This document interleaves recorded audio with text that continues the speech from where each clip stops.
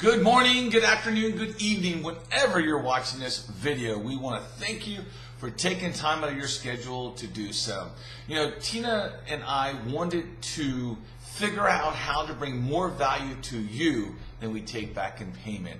And one way that we want to separate ourselves when it comes to bringing value to the table is bringing valuable information directly to you that you can use, that you can benefit from, that you can apply to any and to your situation. So today's video is about what should you do to your home to prepare for winter. Now, you know, in the past I've talked about this, but there's a lot of things that are going on right now weather-wise that I really want to get out. And don't worry, I've attached a top 10 list right below that you need to go ahead and download, share with your friends and family.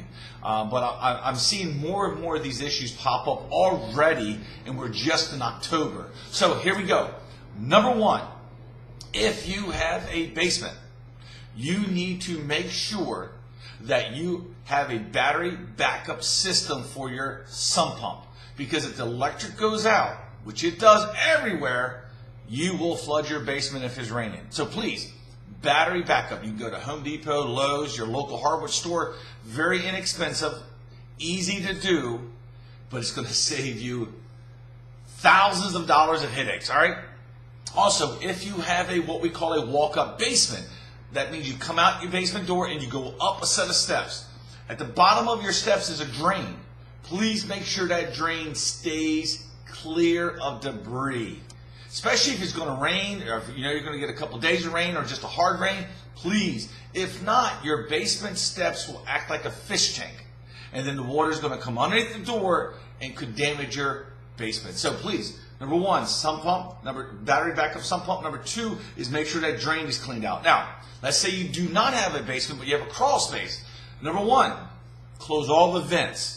You do not need that cold air coming underneath of there because it's going to freeze some pipes, cause some major issues, and you're going to regret not taking 10 minutes out, walking around your house and closing the vents.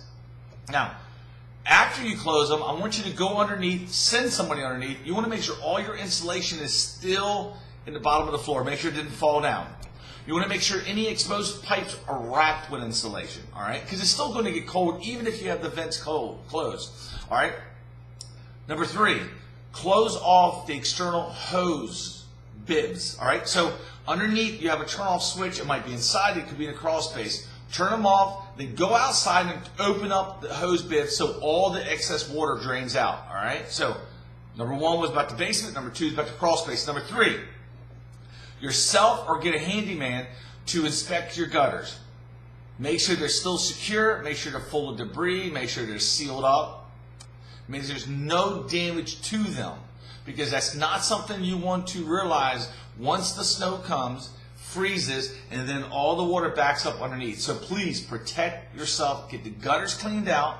Make sure the downspouts are cleaned out. While you're there, if you have a chimney, have them inspect the chimney. Have them inspect the skylights. Also, on top, you have vents coming out, white vents. Make sure the pipe collars are in good shape. They're a couple dollars. They're easy to replace, very inexpensive. But again, if they're all broken and raggedy, they're going to cause some water issues. So number four, walk the yard and look for trees. See if there's any trees that are leaning, that have dead branches on, that are going to cause issues when the storms come or when the snow comes. Just walk it. Walk and look at your shrubbery. Look at your land. Make sure the ground is sloping away from your house. You just want to do some maintenance throughout the year, but definitely before the snow and the ice and the rain really hits hard. Now, let's go inside. First thing I want you to check out is your outlets. They make little square insulation pieces that go behind the outlet covers in the light switch covers. It's easy to do. All you do is take the switch off, put the insulation on, put the switch cover back on, and that will protect you from drafts coming in through that light switch or that outlet switch. You will be amazed how much cold air comes through there. It takes seconds to do, very inexpensive, but it could save you probably a lot of money when it comes to your electric bill.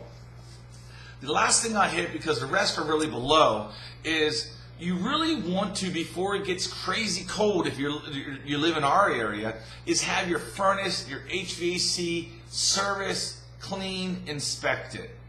What you don't want to have happen is right when that big snowstorm or that cold weather comes in, your furnace, your HVAC system goes down, and then you're trying to get a hold of somebody to get out there. A, it's going to cost you a lot more money.